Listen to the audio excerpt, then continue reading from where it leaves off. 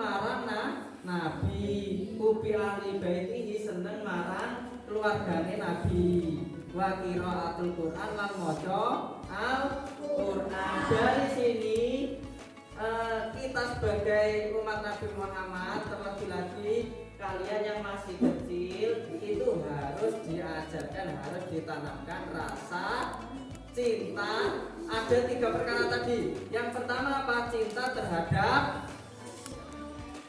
Nabi, ubi nabikum, cinta terhadap Nabi kita. Nabi kita Nabi Muhammad. Tuhan kita Allah. Hari rayanya apa? Idul Fitri. Idul Fitri dan Idul Adha. Idul Adha. Idul Fitri kita ngapain? Sholat Id. Sholat Id. Setelah sholat Id makan. Setelahnya badan itu namanya apa? Bersilaturahmi kepada siapa saja? Semua orang, tetangga dan juga saudara. Itu tadi hari raya Idul Fitri. Kalau hari raya Idul Adha, korban apa saja? Kambing, sapi. Nah, itu hari raya. Tempat ibadahnya kita apa? Masjid. Jadi sebagai umat muslim ojo lali masjid. Walaupun hanya misalnya maghrib kok atau isya kok, tetapi lebih baik kita sehari sekali ke masjid. Walaupun bisanya hanya 1 kali, tetapi lebih baik ke masjid daripada tidak sama sekali. Tadi apa ya? Ubi nabiyikum. Nah, yang pertama diajarkan untuk kita semua itu cinta kepada Nabi kita, Nabi Muhammad. Yang kedua, ubi ahli baitihi. Maksudnya apa? Cinta terhadap keluarganya Nabi Muhammad. Tidak hanya Nabi Muhammadnya saja, tetapi beserta keluarganya Nabi Muhammad. Contohnya siapa? Satu saja contohnya keluarga Nabi Muhammad. Aminah apanya?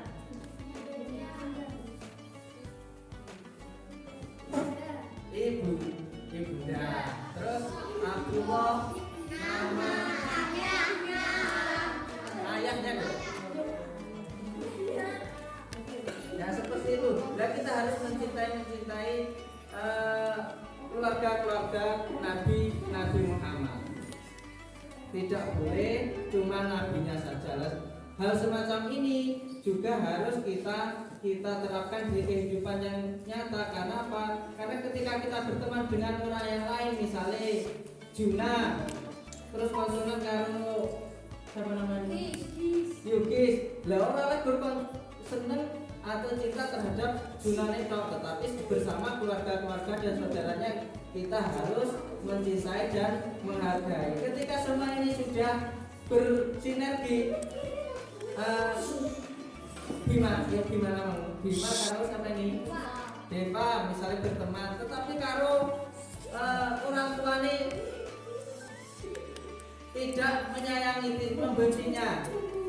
Nah ini kan malah menjadi tidak baik. Nah kita harus kalau berteman itu juga kedua orang tuanya, kalau punya kakaknya, adiknya, itu juga harus berteman dengan baik. Supaya apa? Supaya terjalin antar manusia ini menjadi insan yang baik. Tidak hanya dengan teman yang disayang, tidak hanya dengan orang yang disayang, tetapi dengan semua orang menjadi sayang. Insya Allah ketika satu sama lain itu menghargai dan menyayangi, insya Allah tidak akan ada yang namanya gelut renek, gegeran renek, padu renek, dan lain sebagainya. Eneke mung ayem arep mam yo ayem, arep sholat, arep ibadah yo ayem. Karena apa? Karena agama Islam itu tidak hanya mengajarkan yang namanya ibadah secara ibadah ritual kepada Allah, tetapi kita diajarkan juga ibadah bersama, ibadah dengan sesama umat manusia. Kalau kita diajarkan agama secara ritual seperti apa? Sholat, puasa, haji, ngaji, dan lain-lain itu ibadah secara ritual, ibadah yang kita khususkan kepada Allah. Nah, ada juga ibadah yang untuk sesama manusia kita juga bisa beribadah.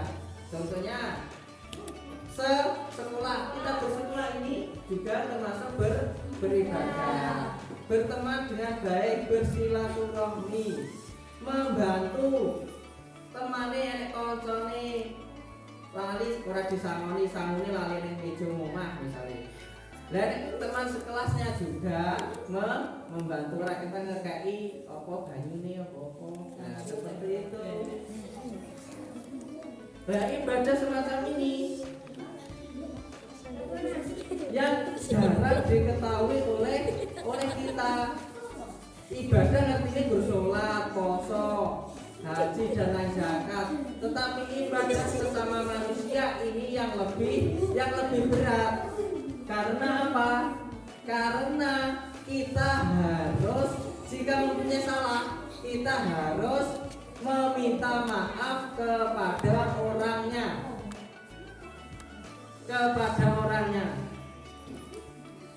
Nek koncone urung memaafkan, maka dosanya tidak akan dihapus.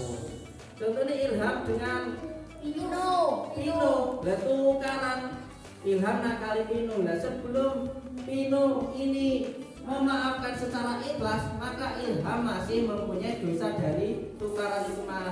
Nah, lebih berat itu. Jadi kita sesama manusia, sesama anak, sesama siswa SDN 3 Watu Patok, kita harus saling menyayangi temannya, orang lain ditukari seperti itu.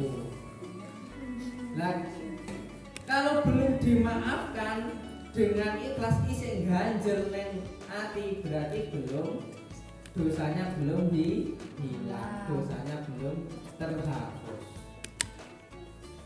Ya, kembali lagi ke Maulid. Manfaatnya apa kita memperingati Maulid Nabi Muhammad SAW ini? Yang pertama, kita disuruh mendorong membaca sholawat. Seperti ini tadi, ada sholawatnya. Orang tahu, orang karuan dimangi sholawatane sesasi pisan urung karuan. Nah, karena ada apa? Karena ada Maulid ini tadi, kita bersolawat bersama-sama. Nah, itu salah satu manfaatnya. Kita bersolawat. Kenapa solawat itu? Solawat itu walaupun dipamer nih, pahalanya tidak akan pernah terhapus.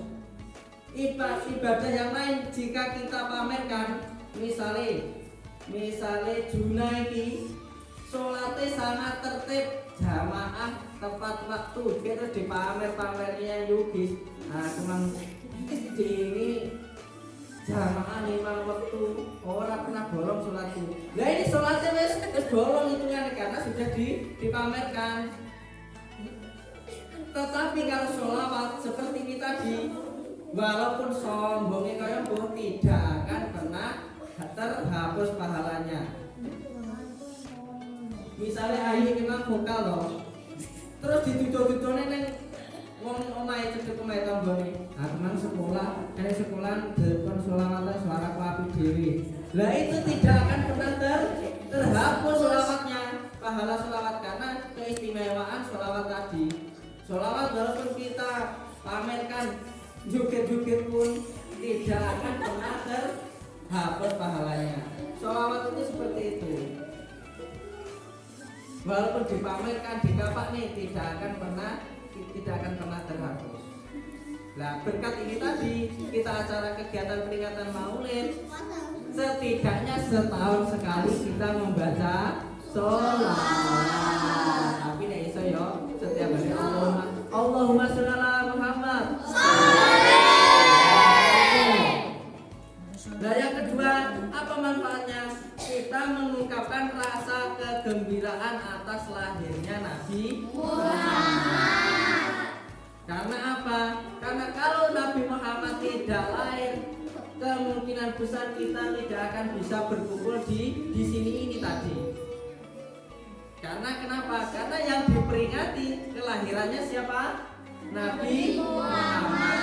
Kalau Nabi Muhammad tidak lahir, maka agama Islam tidak akan pernah ada. Kita tidak akan pernah mengenal namanya Al-Quran, tidak akan pernah mengenal namanya sholat, puasa, dan lain-lain. Nah, maka dari itu kita juga tidak pernah mengenal namanya kebaikan terhadap sesama manusia, menghapus dosa dan lain-lain. Maka dari itu di kesempatan Maulid Nabi ini kita harus bersyukur dan gembira atas lahirnya Nabi Muhammad. Terus selanjutnya mengajarkan kita keadilan. Keadilan tidak harus sama persis. Contohnya gimana? 500.000.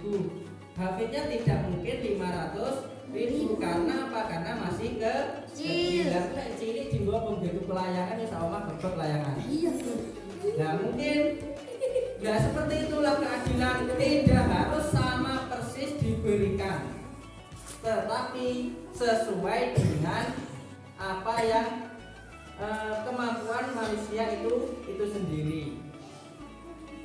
Enek sing dikai pinter nak udah mendalik mentok pinter mentok, tetapi orang itu tidak sombong. Enek sing dikai pinter sini sombong kaya mbok. Enek sing dikai sangune mbake 500 terus adike njaluk 500, itu belum adil. Lah adilnya bagaimana? Mbake misalnya dikai 500.000, adike 10.000 wes cukup. Karena kebutuhannya beda. Lah dari ini kita harus mengajarkan keadilan sithik-sithik di dongeng koncone. Yang selanjutnya meneladani perilaku dan perbuatan Nabi Muhammad. Karena Nabi Muhammad itu Nabi yang tidak ada sama sekali dosanya. Kalau Nabi yang lain pasti ada, walaupun cuma 1-2 itu pasti ada. Nabi Adam itu punya satu dosa, yang kemudian dosa itu membawa kita sampai di sini. Dosanya apa? Memakan buah kuldi. Nah kalau memakan buah kuldi, ketoknya ada misalnya surga kono. Wis ora sama ning dunia ini. Nah, dari itu kita Nabi Adam dan istrinya siapa? Hawa. Nabi Adam dan Hawa itu dilempar, dihukum di dunia, disuruh menjadi pemimpin di bumi. Nah setelah itu lahir sampai kita. Dan nabi-nabi yang lain, Nabi Musa contohnya. Nabi Musa itu nabi sing paling pinter banget, pinter mentok, wis pinter sergap ibadah dan lain-lain. Nah, tetapi karena Nabi Musa itu sedikit sombong, karena di atas langit masih ada langit. Nah, Nabi Musa itu ingin bertemu orang yang lebih pintar darinya, maka Allah perintahkan bertemu Nabi Khidir. Ya, Nabi Khidir itu masih hidup sampai sekarang. Nabi Khidir itu masih hidup sampai sekarang dan berkelana. Jalannya lewat apa? Sungai. Nah, sing seneng mancing kemungkinan bisa bertemu dengan Nabi Khidir. Nah, kembali lagi ke Nabi Musa itu tadi. Nabi Musa pinternya kaya terus pengen golek wong sing lebih pintar dari Nabi Musa. Kemudian Allah perintahkan bertemu dengan Nabi Khidir. Karena apa? Karena kepintaran Nabi Musa itu ibaratnya masih di kelapa. Kalian tahu kelapa toh? Tahu. Masih batoke, pintere ning batoke. Lah Nabi Khidir itu wis neng jerone, wis ning kelapane. Nah, Nabi Musa bertemu dengan Nabi Khidir, pertama kali bertemu yang dibilang Nabi Khidir itu apa? Kowe ora bakal mampu nek karo aku. Nabi Khidir sampai mengucap seperti itu. Kowe ora bakal mampu nek karo aku. Nah, Nabi Musa karena orangnya sedikit gagah arogan, tetap mengikuti Nabi Khidir. Nah, terus mulai perjalanan ada bayi langsung dipateni dengan Nabi Khidir dipateni. Nah, kan Nabi Musa sebagai nabi dan tidak ada yang mengajarkan untuk membunuh orang. Nah, Nabi Musa langsung bertanya kepada Nabi Khidir, kenapa kok dipateni, kenapa kok anak bayi ini dibunuh. Nah, Nabi Khidir menjawab, somben iki nek gede bakal jadi pembunuh, bakal jadi orang yang membunuh. Seperti itu. Kalau Nabi Musa itu masih di batoke, kalau Nabi Khidir ilmunya sudah di kelapanya, wis nang jero niku. Nah, Nabi Khidir itu masih syariat. Syariat itu yang kita kerjakan seperti sholat dan lain-lain. Nah, Nabi Khidir itu sudah hakikatnya kita hidup di dunia ini sudah tahu. Wes ngerti sak dunia diri ngerti. Seperti itu. Dan nabi-nabi yang lain itu kan tadi ada dosanya. Nabi Musa tadi sedikit mempunyai kearoganan dan keperkasaan. Nah, Nabi Muhammad, karena Nabi Muhammad itu tidak ada sama sekali dosanya, nah maka kita sebagai umat manusia, umat muslim diwajibkan bersyukur atas kelahirannya Nabi Muhammad. Yang terakhir, manfaat dari maulid ini kita harus melestarikan ajarannya Nabi Muhammad. Melestarikannya bagaimana? Dengan cara apa? Melestarikan ajaran Nabi Muhammad dengan cara kita apa? Ngaji, termasuk Iqra. Kalau kalian belum bisa membaca Al-Quran, maca Iqra, TPA-nya sing tenanan.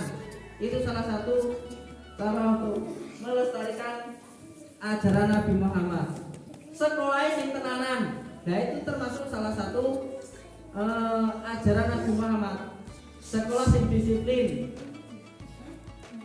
ora oleh borosan, ora oleh mulai dhisik, wae belajar sing tenanan. Ada PR dikerjakan di rumah, ora nek PR ale ngerjakne ning sekolah. Lah nek PR dikerjakan, PR artinya apa PR? Pekerjaan rumah. Nah, pekerjaan rumah. Lah nek dikerjakan ning sekolah apa jenenge? PS. Nah, kalau ada PR harus dikerjakan di rumah sambil belajar. Seperti itu. Salah satunya seperti itu, kita sekolah tenanan, disiplin, belajar tenanan, TPA tenanan, mengaji tenanan.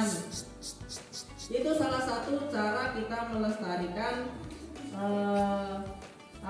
melestarikan ajarannya Nabi Muhammad. Ngaten mawon Maulid Nabi pada kesempatan tahun ini, semoga tahun depan kita bisa merayakannya, memperingatinya dengan yang lebih meriah. Allahumma amin. Sepuro tahun ngarep nggawa ingkung dewi-dewi sak wong siji. Lah kok kan marep to. Aku pengen sebenarnya kene nek memperingati. Ya wis lurus iki. Ora mungkin nek anu ning kene nek. Ya, semoga kita tahun depan bisa memperingatinya dengan lebih meriah, dengan lebih mempunyai rasa syukur, dengan peningkatan beribadah yang lebih.